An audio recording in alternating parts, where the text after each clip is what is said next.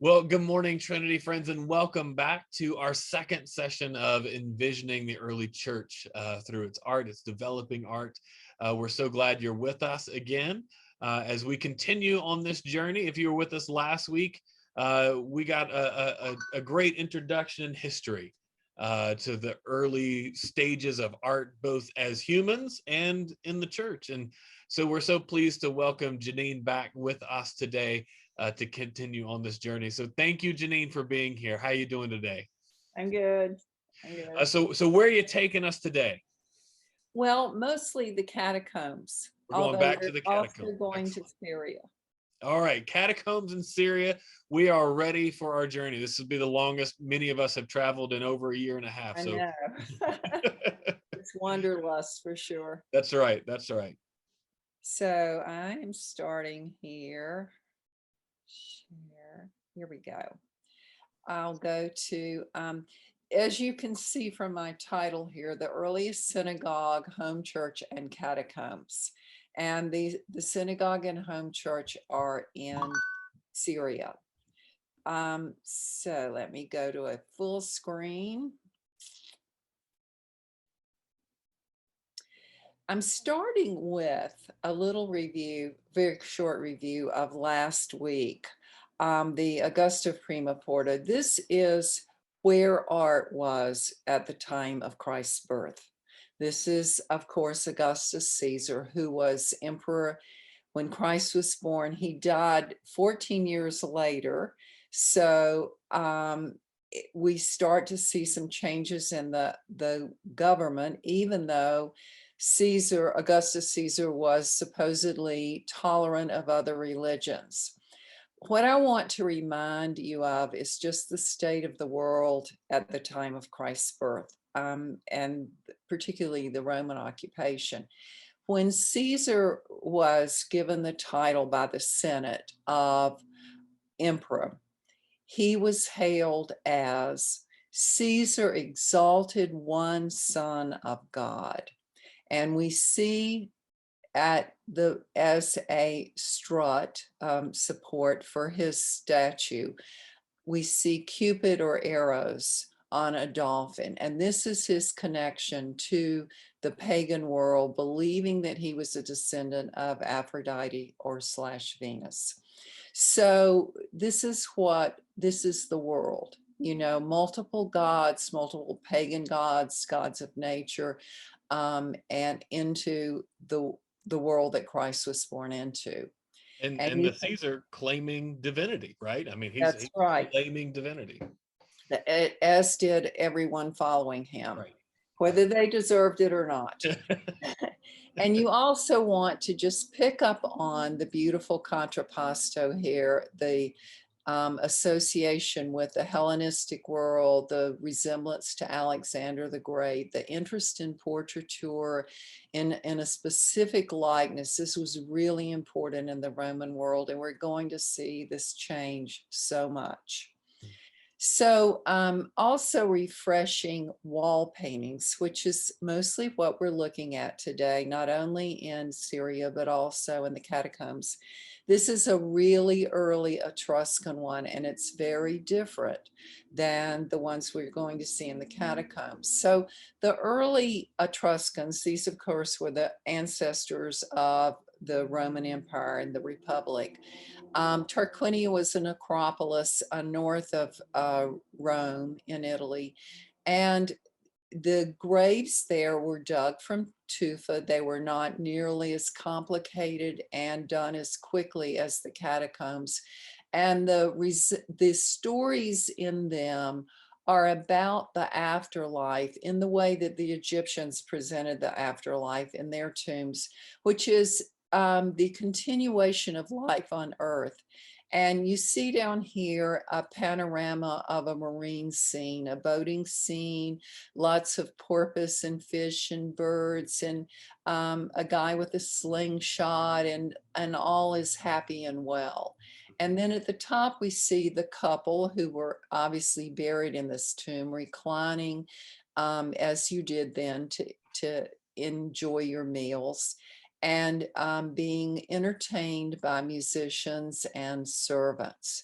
So, but when we go to the catacombs, we don't see a representation, or very rarely resembling or even being symbolic of the person who's buried there.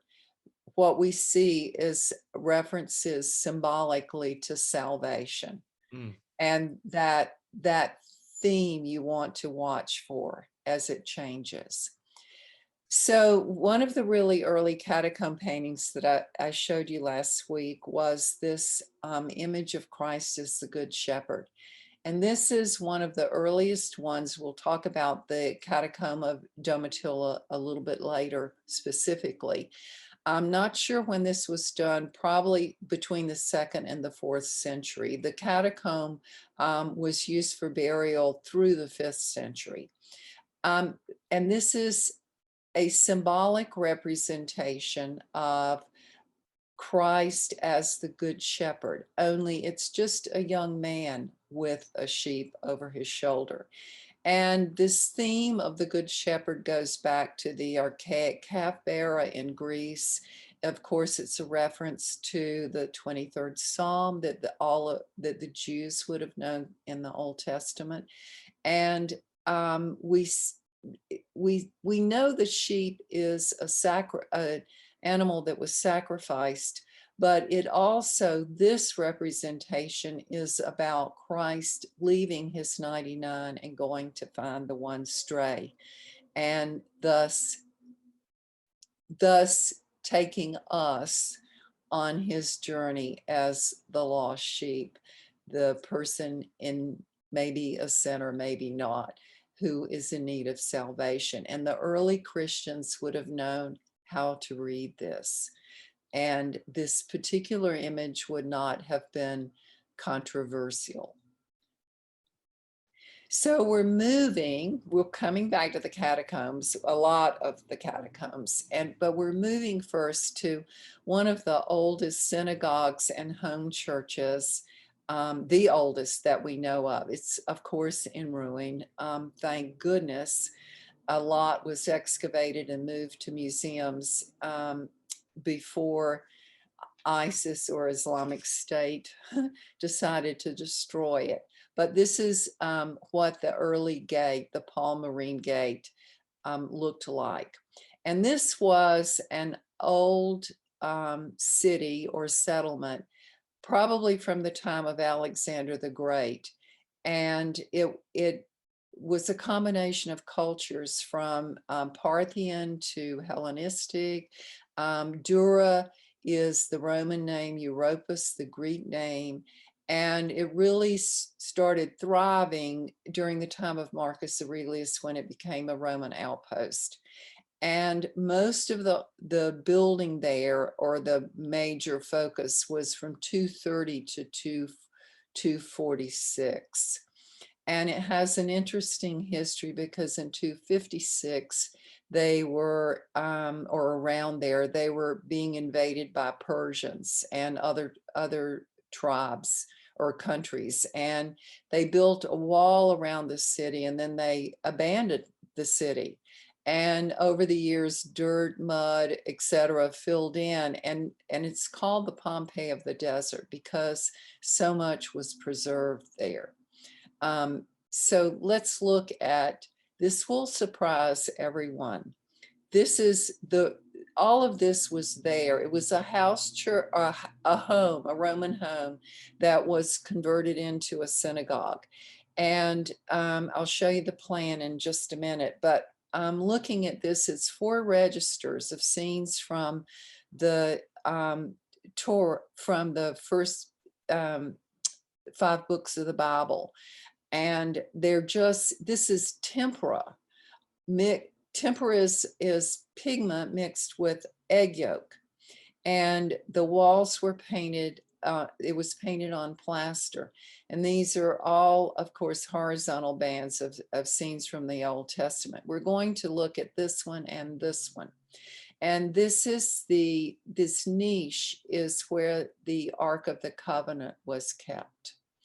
And as you can see, it had rows around benches around the exterior floor, and it could hold 120 people. And this has actually been moved to the National Museum in Damascus, and hopefully it hasn't been destroyed. Here's one other view because I wanted to show you the painted ceiling.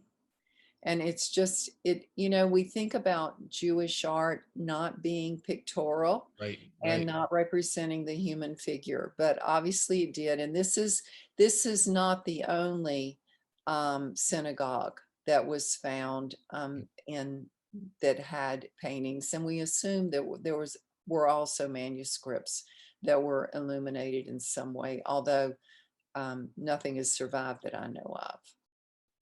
So this particular scene we're looking at is right here. It's quite large, and it is the consecration of the tabernacle and its priests. And this is sort of the composition you're going to see in early Christian art also, where the art is more symbolic. It doesn't make a lot of sense spatially. We see the tabernacle here that looks like a sort of a Roman temple. This is the Ark of the Covenant that was kept in a chest, the menorah. And this figure, who's very stiff and looks like a cutout, really, is Aaron, who was the first high priest. And we see that Aaron is in hieratic scale. And we talked about this last week, of showing the main figure, the most dominant, powerful, prestigious one, larger than the others. And you'll notice here that he's frozen, whereas these other figures have a slight sense of movement, contrapposto, which means weight shift, where the weight's on one leg, the entire body shifts to accommodate that. And so all of these figures tend to move a little. These probably are sacrificial animals, and this is the wall that was built with the 3 entrances, arched entrances, Roman in style, that would have been built around the temple. And the temple is the tent that was moved as this story from Exodus and Numbers of the Exodus from Egypt, as it was moved and carried along. So read this as symbolism. And that's how our early Christian art will appear. And this is just a quick look at one other one from the book of Esther.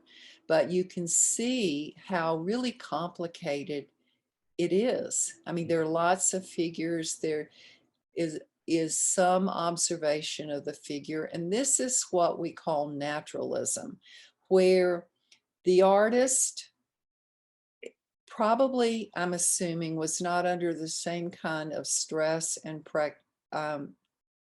fear, really, that the catacomb artists were, because Judaism was really not outlawed. So there shouldn't have been a threat here. I say that, I'm guessing. But these figures are done from memory. There were no models. And this is from the artist's memory of what a figure looks like. And they really capture the figure. They capture some movement, but yet they are not really what we would call realistic. So naturalism is selective observation, meaning done from memory. And you see some beautiful animals. And I'm not sure about this medallion, who that would be. It looks like a female. And so if we move to the house synagogue, this would be a place of Christian worship. This is the ruin as it used to be. Not sure what it looks like now. So this is the plan of a typical Roman house. Entrance here. This would be the atrium. This usually would be a skylight or open, possibly. And these different cubica or rooms used for different purposes, sleeping, eating, dining, whatever. And here is how it was changed into a house of Christian worship. Your entrance is the same, your courtyard. This back room was used as a baptistry that included a font. And this main room was, a wall was taken out and it was opened up for an assembly room. And this is said to have held up to 70 people. So they were small. Here is the same mock-up, and this is, I have a better photograph in a minute. This is the interior of the surviving, or was surviving, and it has been moved, a lot of it, to Yale University in the 20s when it was first excavated. And this is this particular area right here. So you have this beautiful niche or arched area room. A wall painting here, it would have been painted all the way around, and we'll look at the details. So here it is in better photography. This would have been or is again a fresco of the Good Shepherd. It's deteriorated, and it was when it was found, but that's basically what it looked like.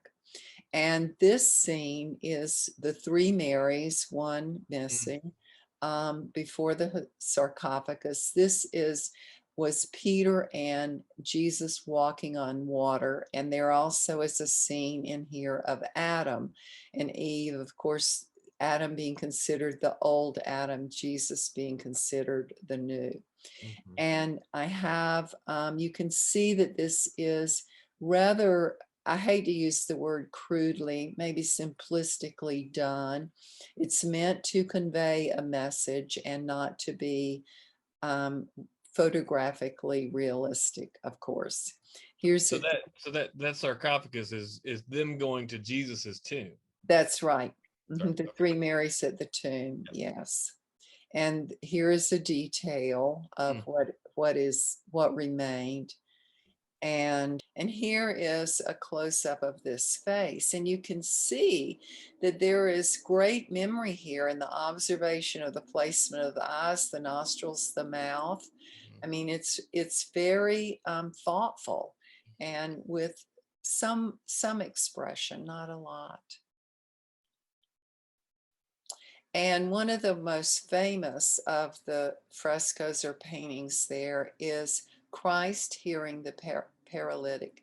And in early Christian art, think of this as a timing and not a style, because the styles vary.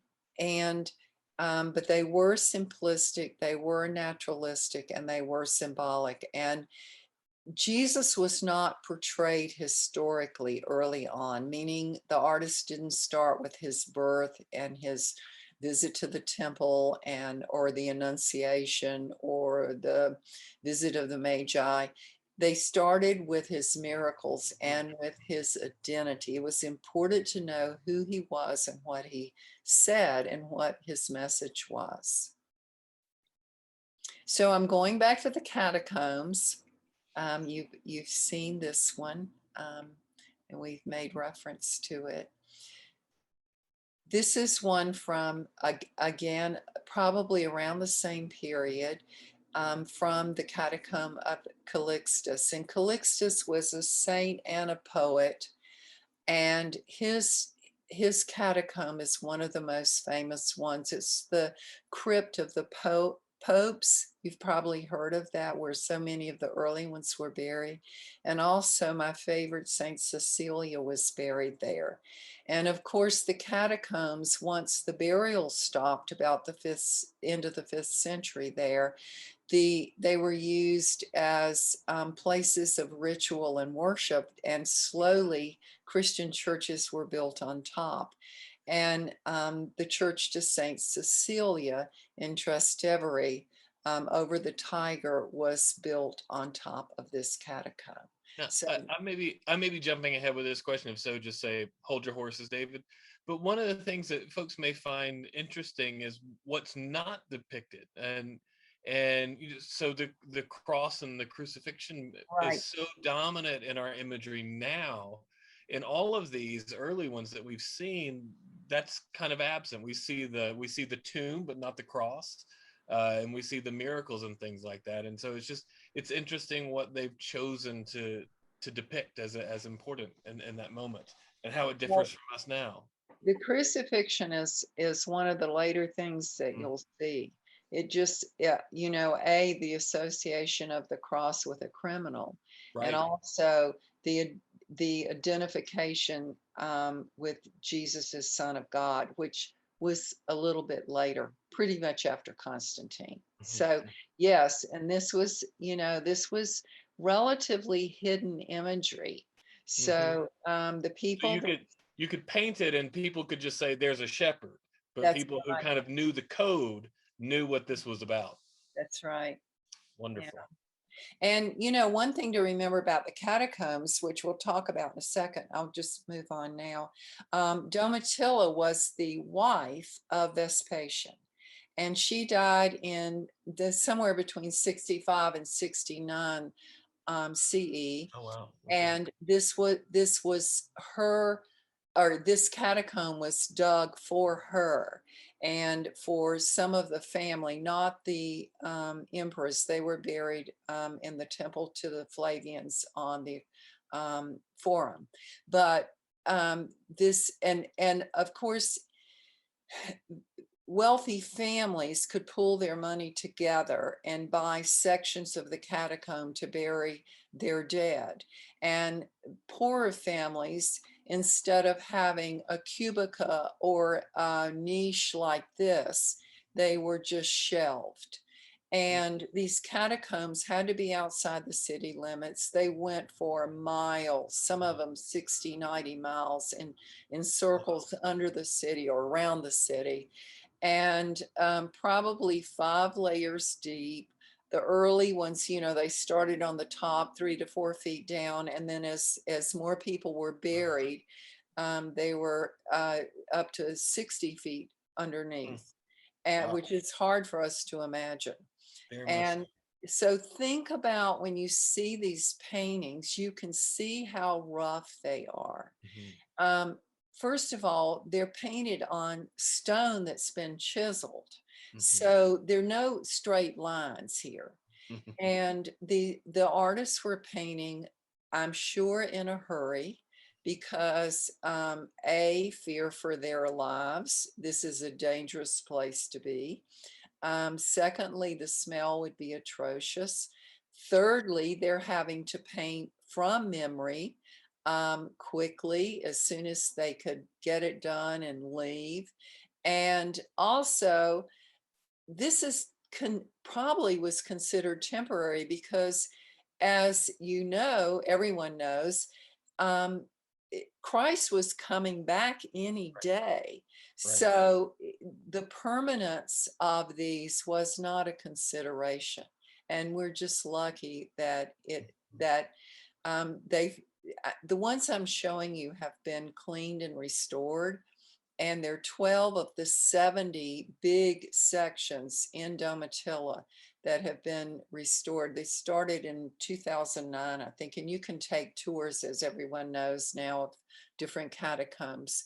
But I'm just showing you some of the And you interiors here. you also have to think that the lighting probably wasn't great. Oh yeah, and they were covered in all kinds of debris and Mm. smoke and algae and mold. And when they use lasers to burn Mm. off the dirt and the oil from the lamps. And a lot of them, by the time the correct archaeologists and restorers got in, had been looted, and a Wow. lot of the frescoes stolen or chipped off. Particularly in the medieval period, they were considered sacred relics. So they took a lot of abuse, and what's left is amazing. But Yes. we'll look at if you compare this to the first one in the Tarquinian tomb, Mhm. Mhm. they're a lot sketchier. Mhm. I'll use that word. Here is a friar looking at one of the cubicle or cubica. Um, tombs in a niche. Obviously, that's the tomb. When you see two figures, it's usually Peter and Paul, not always. And this has a reference to these peacocks are a pagan symbol of eternity. So you'll see, and of course, the early catacombs were certainly pagan. Domitilla was obviously pagan, the wife of Vespasian. She was also, I might mention, the mother of Titus and Domitian, who were very, well, we know Titus destroyed the temple.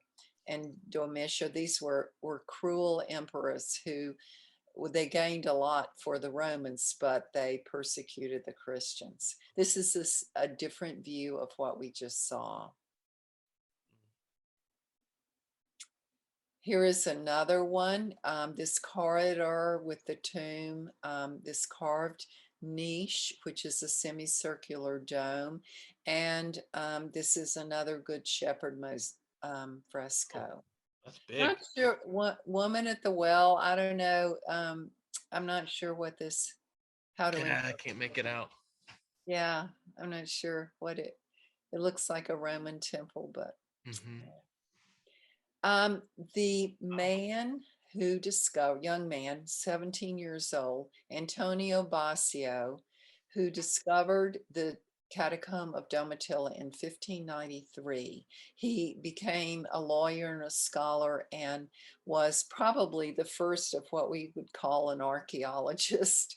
And this is Christ surrounded by the apostles, along with two deceased. And they would be these two figures. And it's very possible that the deceased are Nereus and Achilles. And those were two saints, martyrs from Diocletian's huge persecution in 303 and 305. This is when Cecilia was persecuted. And they were considered the martyrs of the tomb of Domitilla. And actually, people came to worship them or to pay homage to them here. And it's assumed that that's who these two sort of ghost-like images are. And of course, Antonio signed his name. And some things never change. Graffiti, yes. Here is a better view, and this would be a he signed his name large. Yes, this would be a room for a very wealthy family in this particular, and this would have been probably 3rd to 4th century, and more than likely after Constantine, because Christ is shown on a throne, and that would not have happened before the legalization of Constantine. But we don't know who actually, the name of the family of this tomb. I'm going to show you detail of this in a minute. But you can see this is a different cubicle still in the Domitilla catacomb, and you can see how really perfectly laid out. This is a distorted angle, but this circular medallion would have held Christ or a story of Christ. And here he is with two figures, probably Peter and Paul. They're all young men, and I'm not sure what's going on here. It looks like a basket. I'm not sure how to interpret it, but some of these are pagan, particularly these peacocks. And other stories, it's hard to know what they are, and they could be a mixture of Christian and pagan, which happened a lot even in the Christian catacombs. Here's the detail of the center medallion of that, but you can see if you look at the brushwork here, the quick sort of underpainting, or maybe there was something under it, of the wall space, this sort of rough gray, and then the almost perfect layout of this disc, this medallion. And they had some kind of protractor, obviously, that they were using from the floor that was accurate. So, and you'll see this in a lot of the catacombs, this center medallion with Christ and or an image of Christ, a story, and then various lunettes or other sections.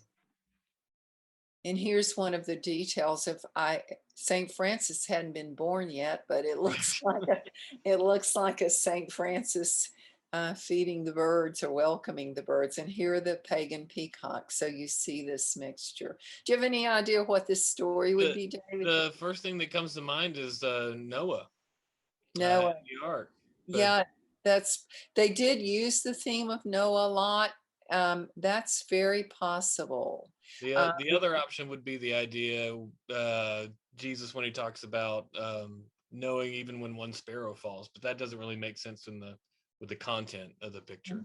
It's probably Noah because they used Noah and Jonah repeatedly as signs, as symbols of salvation. I bet that's it, the returning dove. Yep. Hadn't thought of that.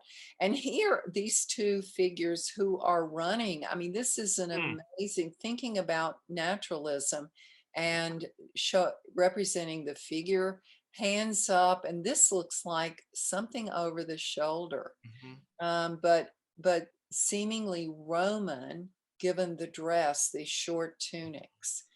My thought is, would these have been some sort of captured enemy, meaning they were always called slaves, the captured Dacians or whatever, just because of the difference in dress and color in this sort of short toga. And this is 17th, 18th century graffiti, believe it or not. Yeah. That they decided to leave. So here is another symbolic image, Daniel from the lion's den. And this, of course, took place under Darius, one of the Persian emperors or leaders, and where Daniel was thrown into the lion's den because he refused to worship another god. And here the lions are paralyzed. Their mouths were closed, right, in the story. But anyway, they look like they've been shrunk too. Not as fearful.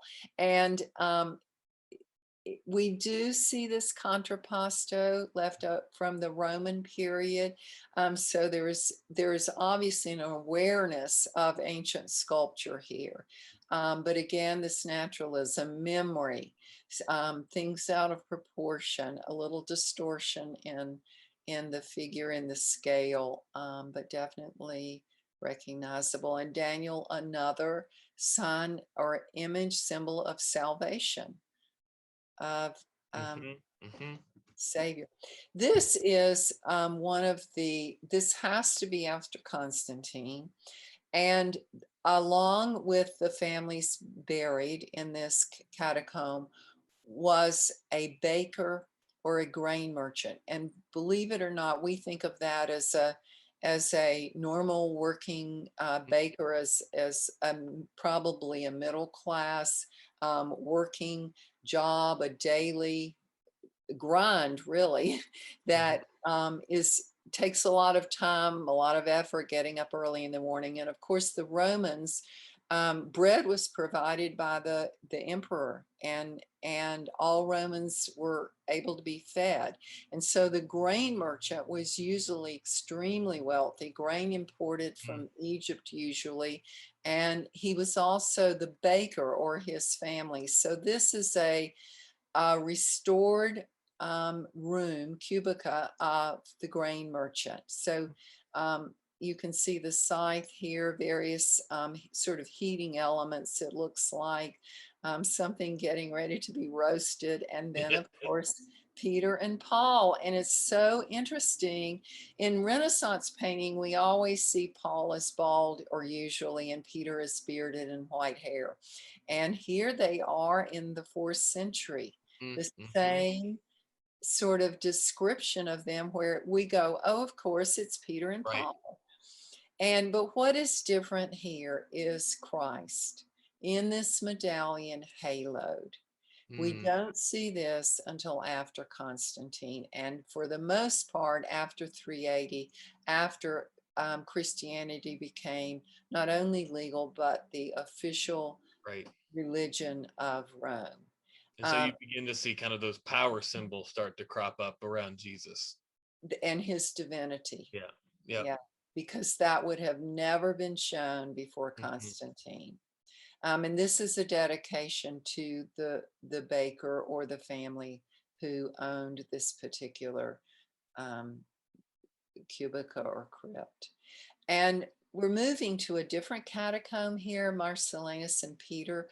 These were two martyrs who were martyred under Diocletian in 304, and they were made to dig their own graves before they were beheaded.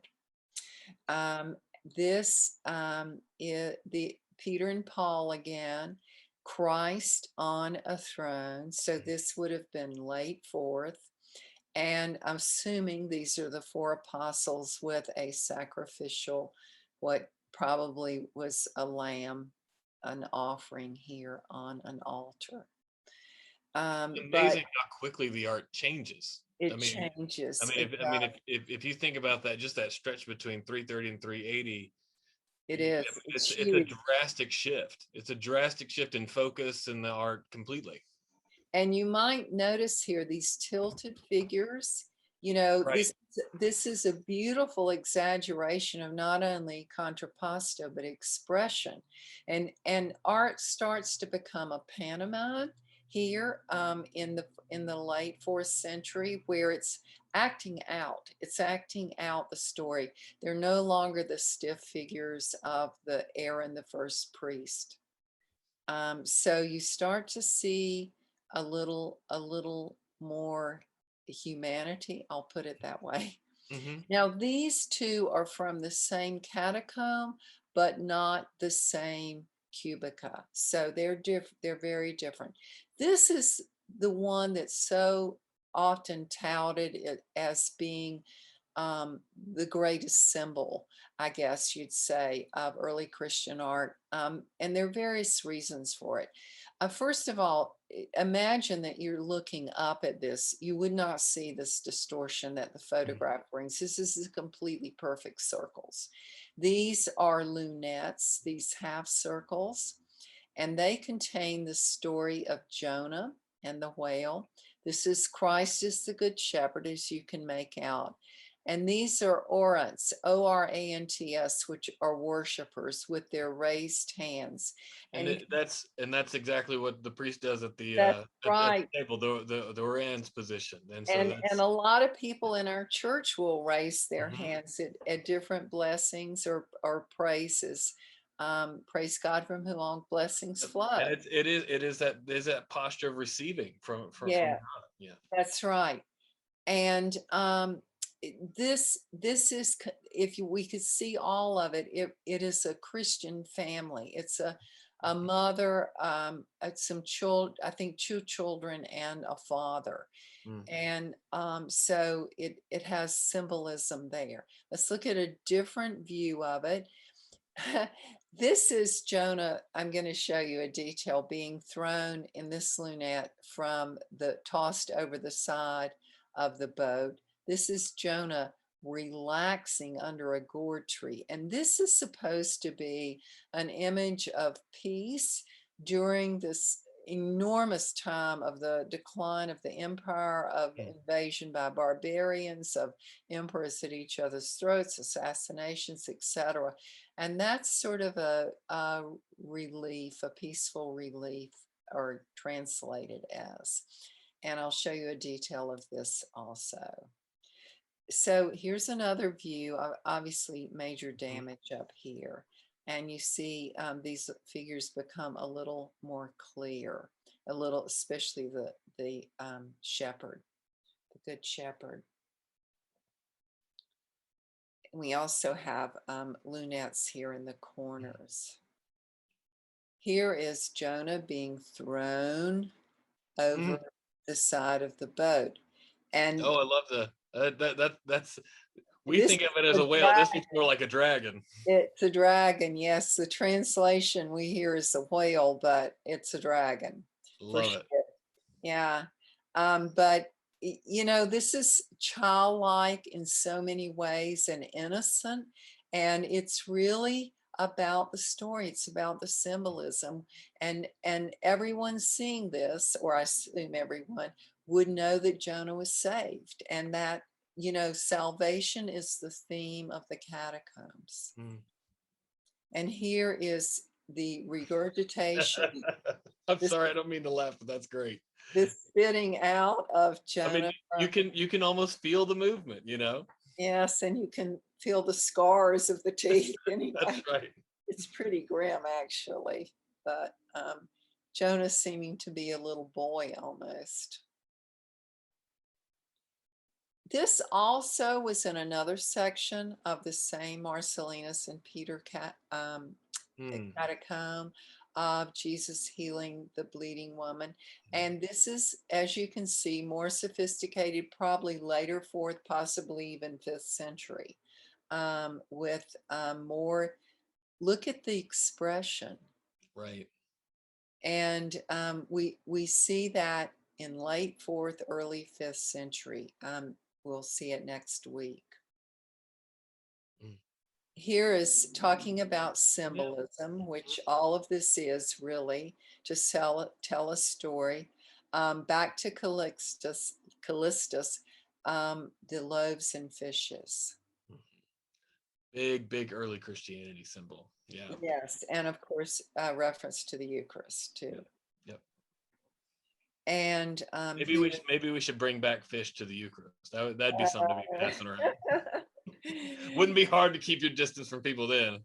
That's right. And here's another symbol. Not sure why there are not 12 apostles, but it's really a sharing of the bread Mm-hmm. in honor or symbolic of the Eucharist or Mm-hmm. Last Supper, but not an exact Mm-hmm. representation of.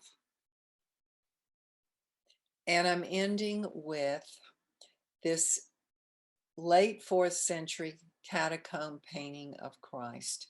Mm. And this is the Christ that we continue with in the late 4th and moving forward. Christ now is not a shepherd. He's not a young boy. He's older. He's grown a beard. His hair is longer. He's haloed. And he has become a deity. He's become human and divine. And that is incredibly important in the message of art. The Alpha and Omega, this is an old symbol for Omega. And you can see that this was painted over probably a pagan tomb that was decorated to more about spring or spring and summer with flowers, vegetation, whatever. But just so naturally and beautifully done, and still quick, still sketchy, but with enormous expression. So that's it for me for today. We're going to pick up next week with Constantine as a person, as a converted Christian, and the amazing honor that he gave to Christ by the beautiful churches he built. Wonderful. And that's his largest contribution. Excellent. Excellent. This has been so enjoyable and so fascinating. Thank you so much, Jennine. So much to think about, so much to kind of reflect on, and the changing and developing nature of the art. What a wonderful journey you've taken us on today, and I cannot wait to pick this back up next week. Okay, thank you. Thanks, y'all.